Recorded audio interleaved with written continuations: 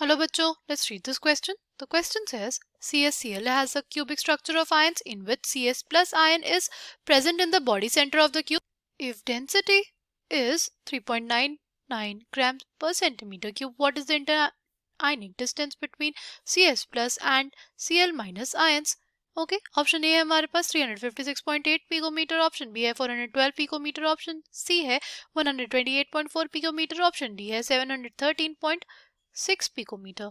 The key concept for this question is CSCl structure.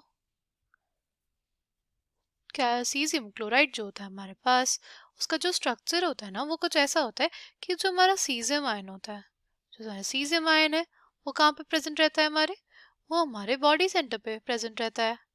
और जो हमारे क्लोराइड आयन्स होते हैं वो प्रेजेंट रहते हैं हमारे लैटिस बनाते हैं। और वो कौन सा लैटिस बनाते हैं, वो बनाते हैं सिंपल क्यूबिक लैटिस, राइट।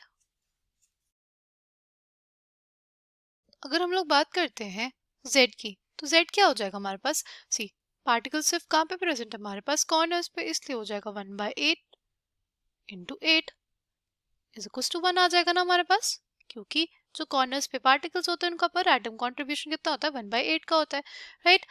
अगर हम लोग बात करते हैं डेंसिटी की, तो डेंसिटी किसके बराबर होता है, density is basically equals to z into m by Avogadro's number into a cube, right?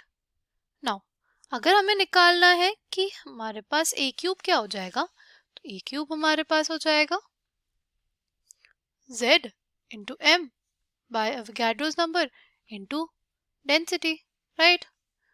z कितना है, z हमारे पास है 1। अगर हम लोग बात करते हैं मॉलिक्यूलर मास की, सीजियम का एटॉमिक मास हमारे पास होता है 133, राइट। और क्लोराइड का कितना होता है, क्लोराइड का 35.5 होता है, राइट। उसको हम लोग डिवाइड कर देंगे किससे, उसको हम लोग डिवाइड कर देंगे अवोगाड्रोस नंबर से, जो हमारे पास होता है 6 into 10⁻23 mole inverse, right, into density. Density कितना दिया हुआ है हमें, डेंसिटी दिया हुआ है 3.99 ग्राम पर सेंटीमीटर क्यूब, राइट। ये कितने था, ये हमारे पास होता ग्राम पर मोल में, राइट।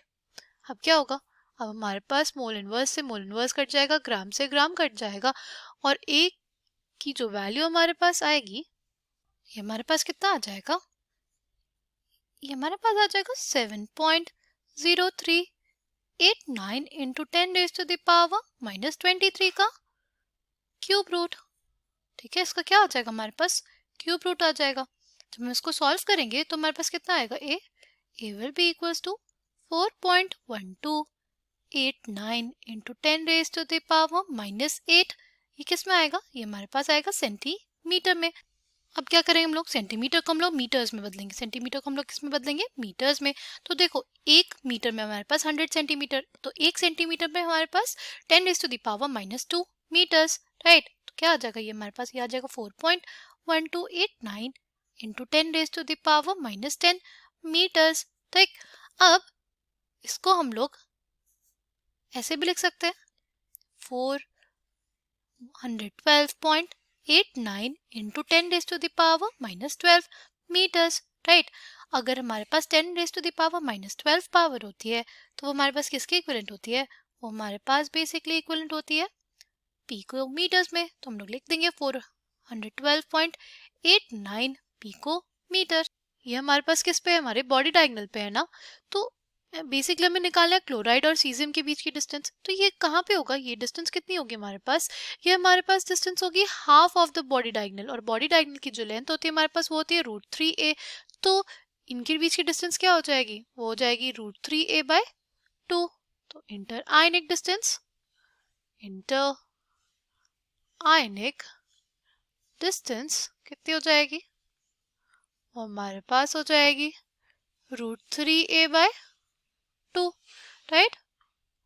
बेसिकली हो जाएगा 1.732 इंटू ए, कितना हमारे पास, ए आया है 412 पिकोमीटर, उसको 2 से डिवाइड कर देंगे तो हमारे पास कितना आ जाएगा, ये हमारे पास कितना आ जाएगा, ये हमारे पास आ जाएगा 356.8 पिकोमीटर, ठीक, coming back to the question, correct answer for this question will be option A. I hope you understood it well. Thank you and all the best.